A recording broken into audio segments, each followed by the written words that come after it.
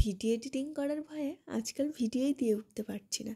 সেই কবে ঘুরে চলে এসেছি, অথচ এখনও ভিডিওগুলো শেষই হচ্ছে না। তো চলো বন্ধুরা, আজকে আরও একটা ভিডিও শেয়ার করি তোমাদের সঙ্গে। Hello everyone, good morning. আমি অর্পিতা, বৃষ্টি মর্নিং তোমাদের সবাইকে আরও একবার ওয়েলকাম আমার নতুন ভিডিওর সঙ্গে। তো শিকারে আজকেই আমাদের শেষ, এখন আমি বেরিয়ে যাচ্ছি। এখন বাজে 9:30। তো একদম রান্নাবান্না করে খাওয়া দাওয়া করে বাবা ওর কাকায় দুজনে বেরিয়ে গেছে। আমরা দুজনেই তো প্যাকেট নিয়ে বেরোচ্ছি। ব্যাগ আরো চলে গেছে। চলো চলো চলো তো চলো তোমার সাথে নিয়ে এখন আজকে ব্লগটা স্টার্ট করছি। ঘুরতে আসার পরে এই কয়েকটা দিন দারুণ মজা করে কাটছে। ঘুরতে আসলে তো অবশ্যই মজা হয়। তো যাই হোক, ওই আমার দেওর বর ছেলেরা সব ব্যাগটা নিয়ে এসে দাঁড়িয়ে আছি। একদমই স্টেশনের পাশেই ছিলাম হোটেলে, সেই জন্য কোনো প্রবলেমই হয়নি। আর সেদ্ধ ভাত করে নিয়েছিলাম সকালবেলা, আর শুধু ভাত করে নিয়ে এসেছি। এখন আমরা যাচ্ছি জয়পুর, সেখান থেকে যাব জয়সলমের। তবে তার ট্রেনের জন্য অনেকক্ষণ ওয়েট করে থাকতে হবে জয়পুরে।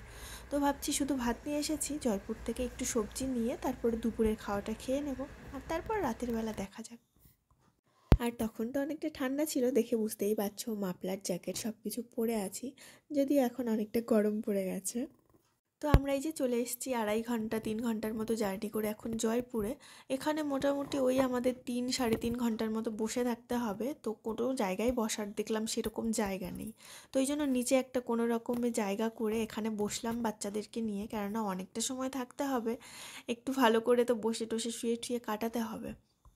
প্রচুর কষ্ট করে টাইমটা কাটিয়েছি স্টেশনে বাচ্চাদেরকে নিয়ে। তো তারপর দেখো ট্রেন তো অনেক আগেই এসে গেছে, কিন্তু ট্রেনের দরজা টরজা সব বন্ধ ছিল, পরিষ্কার করলো। তো তারপর এই যে এখন খুব খিদে পেয়ে গেছিলো আমাদের স্টেশনেই। তো ট্রেনে উঠে আর কোনো কথা নেই, আগে খেয়ে নিলাম।